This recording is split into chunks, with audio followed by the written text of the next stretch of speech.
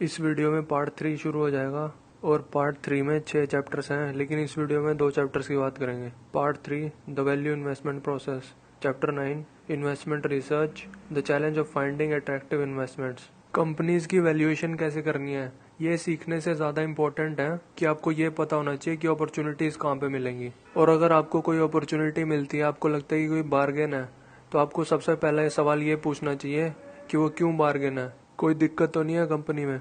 जैसे author example देते हैं, अगर 1990 में आप 4 BHK का घर ढूंढ रहे होते हैं बोस्टन के सबर्ब्स में, तो आप कम से कम $3 लाख देने को तैयार होते हैं उस घर के लिए। लेकिन अगर आपको पता चल जाए कि कोई घर उसी एरिया में $1.5 लाख का मिल रहा है, आधे रेट में जितना आप पे करने को तैयार हो उससे, तो आपका पहला रिएक्शन ये नहीं होगा कि क्या बात है, क्या ज़बरदस्त अपॉर्चुनिटी है। पहला रिएक्शन आपका ये होगा कि क्या दिक्कत है उस घर में। तो स्टॉक मार्केट में भी वैसे ही अप्लाई करें। जो बार्गेन्स आपको दिखती हैं, आप उनमें कमियां ढूंढने की कोशिश करें कि क्यों वो बार्गेन है, क्या कमी रही होगी इसमें, क्यों दूसरों ने नहीं खरीदी वो अब तक। कोई कंटिजेंट लायबिलिटीज हो सकती हैं उसमें, या कोई कॉम्पिटिटर उससे बढ़िया प्रोडक्ट इंट्रोड्यूस करने वाला है, ऐसा कुछ रीज़न है। या फिर जो इंस्टीट्यूशनल इन्वेस्टर्स होते हैं उनके कंस्ट्रेंट्स की वजह से अपॉर्चुनिटी क्रिएट हुई है, जैसे कि वो स्मॉल कैप कंपनीज में नहीं इन्वेस्ट करते और साल के आखिरी में टैक्स सेलिंग होती है जब, तब अपॉर्चुनिटीज आ सकती हैं। या फिर कंपनी अनपॉपुलर है, आउट ऑफ फेवर है। तो अगर ये वाले कोई रीज़न है तो अच्छी बात है। आपको अपॉर्चुनिटीज़ वहाँ पे नहीं मिलेंगी जहाँ पे लोग खरीद रहे हैं शेयर्स को, बल्कि वहाँ पे मिलेंगी जहाँ पे लोग बेच रहे हैं शेयर्स को, या फिर कुछ कंपनीज को इग्नोर कर रहे हैं, या कुछ कंपनीज के बारे में पता ही नहीं, तो वहाँ पे अपॉर्चुनिटीज़ अच्छी मिलेंगी। स्टार्टिंग में हो सकता है आपको लॉसेज हों, लेकिन वो सिर्फ कागज़ पे ही होंगे। लॉन्ग टर्म के लिए रखोगे तो उनमें अच्छे प्रॉफिट्स होंगे आपको। ऑथर बोलते हैं कि ज़्यादा रिसर्च भी सही नहीं रहती। वो इसलिए क्योंकि आप कितनी रिसर्च कर लो, कुछ तो इन्फॉर्मेशन ऐसी ही रह ही जाएगी जो कि आपको नहीं पता चलेगी, जिसकी वजह से शेयर प्राइस इफेक्ट हो सकते हैं। और दूसरा, अगर आपको सारी इन्फॉर्मेशन पता भी चल गई, तब भी कोई पक्का नहीं है कि आपको प्रॉफिट ही होगा। तो यहाँ पे 80-20 रूल अप्लाई होता है। 80% इन्फॉर्मेशन आप स्टार्टिंग के 20% टाइम में ढूंढ सकते हो, और फिर जितनी ज़्यादा डेप्थ में जाओगे उतना ही ज़्यादा आपका टाइम भी वेस्ट होगा, जबकि उस इन्फॉर्मेशन का इतना फ़ायदा भी नहीं होगा। जो एनालिस्ट होते हैं वो ज़्यादातर एक पर्टिकुलर इंडस्ट्री में ही एक्सपर्ट होते हैं, दूसरी इंडस्ट्रीज़ का उन्हें कुछ नहीं पता होता, तो वो अपॉर्चुनिटीज़ भी सिर्फ एक ही इंडस्ट्री में ढूंढते हैं। लेकिन अपॉर्चुनिटीज़ हर बार आपको सेम इंडस्ट्री में नहीं मिलेगी। तो ऑथर बोलते हैं कि अगर आप बहुत सारा टाइम अपना इन्फॉर्मेशन कलेक्ट करने में स्पेंड कर दोगे, तो फिर हो सकता है कि अगर आपको स्टॉक सस्ते में मिल रही हो पहले, अच्छे खासे मार्जिन ऑफ सेफ्टी के साथ, आप रिसर्च में लगे रहो और वो मार्जिन ऑफ सेफ्टी खत्म हो जाए इतने में, तो इनकम्प्लीट इन्फॉर्मेशन के साथ डिसीजन लेना सीखो। और अगर इनसाइडर बाइंग हो रही है कंपनी में, तो बहुत ही अच्छा साइन है, क्योंकि बिजनेस के बारे में इनसाइडर से ज़्यादा किसी को नहीं पता। अगर इनसाइडर स्टॉक बेच रहे हैं तो उसके बहुत सारे रीज़न हो सकते हैं। उसको कैश की ज़रूरत है, बच्चों की ट्यूशन पे करनी है, या फिर अपनी होल्डिंग्स को डाइवर्सिफाई करना चाहता है। लेकिन अगर वो खरीद रहे हैं तो उसका सिर्फ एक ही रीज़न होता है, स्टॉक अंडर वैल्यूड है। इस चैप्टर में इतना ही था। Chapter 10 areas of opportunity for value investors, catalyst, market inefficiencies and institutional constraints. तो कैटलिस्ट की बात हम पहले भी कर चुके हैं। कैटलिस्ट कोई ऐसा इवेंट होता है जिससे अंडरलाइंग वैल्यू जल्दी रियलाइज हो जाती है।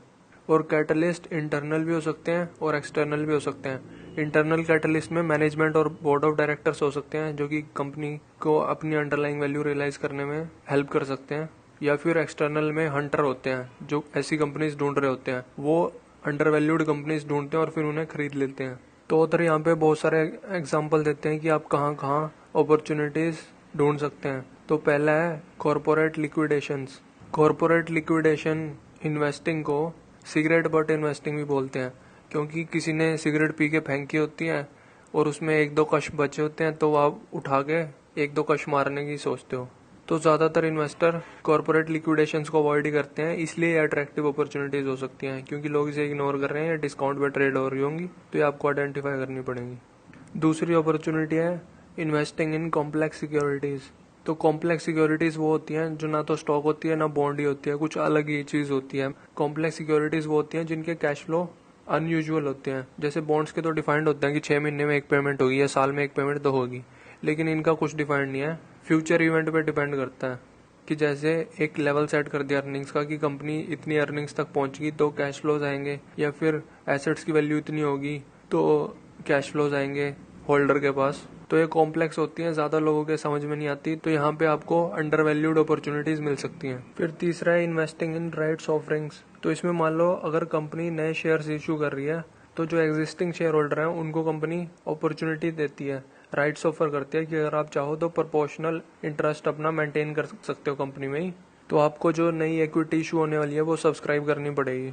लेकिन दिक्कत ये आती है कि जो एग्जिस्टिंग शेयर होल्डर होते हैं कई बार उनके पास पैसा नहीं होता, तो फिर वो अपॉर्चुनिटीज क्रिएट कर देते हैं। इसमें ओवर सब्सक्रिप्शन का भी ऑप्शन होता है कि अगर जो एग्जिस्टिंग शेयर होल्डर हैं अगर उनमें से कुछ लोग तैयार नहीं है नए शेयर्स खरीदने के लिए, तो जो तैयार हैं वो अपने प्रोपोर्शन से ज्यादा खरीद सकते हैं, उनके भी खरीद सकते हैं जो खरीदने को तैयार नहीं है। तो ये बहुत ही अच्छी अपॉर्चुनिटी होती है, इससे आपको इंस्टेंट गेन हो जाता है, क्योंकि जो नए शेयर इशू हो रहे हैं वो सस्ते प्राइस पे इशू हो रहे होते हैं, लेकिन जो उनका फिर मार्केट प्राइस होता है वो हाई होता है, तो तुरंत खरीदते ही आपको प्रॉफिट हो जाएगा इशू प्राइस और शेयर प्राइस के बीच के डिफरेंस जितना। फिर चौथा है इन्वेस्टिंग इन रिस्क आर्बिट्राज। तो इसमें spin off, restructuring, liquidation, corporate takeover, ये चीजें आती हैं इस कैटेगरी में। रिस्क आर्बिट्राज इसलिए बोलते हैं इसे क्योंकि इसमें रिस्क होती है। जो आर्बिट्राज होती है वो इंस्टेंट प्रॉफिट होता है उसमें और कोई रिस्क नहीं होती और कोई कैपिटल की जरूरत नहीं होती,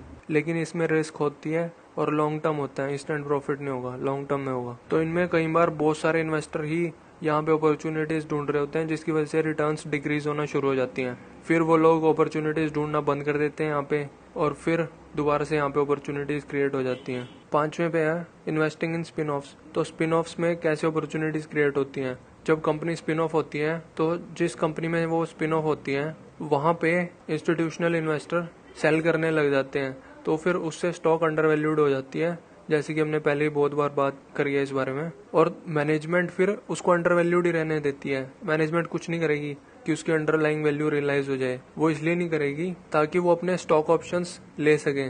जब स्टॉक प्राइस चीप है, सस्ते में उन्हें स्टॉक ऑप्शंस मिल जाएंगे, फिर बाद में वो करेंगे अंडरलाइंग वैल्यू रियलाइज हो जाए कंपनी की, ताकि फिर जब वो एक्सरसाइज करें अपने स्टॉक ऑप्शंस को तो काफी बड़े प्रॉफिट होने। और कई बार पेरेंट कंपनी में भी अपॉर्चुनिटीज आ सकती हैं। हमेशा हमने बात किया है कि पेरेंट कंपनी जिस कंपनी को क्रिएट करती है उसमें अपॉर्चुनिटीज मिलती हैं, लेकिन पेरेंट कंपनी में भी अपॉर्चुनिटीज मिल सकती हैं। वो इसलिए क्योंकि जो शेयर होल्डर्स होते हैं वो कई बार पेरेंट कंपनी के शेयर सिर्फ इसलिए खरीद के रखते हैं एक सब्सिडरी की वजह से, तो अगर वो सब्सिडरी ही उसने स्पिन ऑफ कर दी, अपनी निकाल के अलग बना दी, तो लोग क्या करेंगे, पेरेंट कंपनी के शेयर बेचने लग जाएंगे अंधाधुंध, और जो कंपनी स्पिन ऑफ किया उसने उसके शेयर्स खरीद लेंगे, तो जिसके शेयर वो बेच रहे हैं वो अंडर वैल्यूड हो सकती है।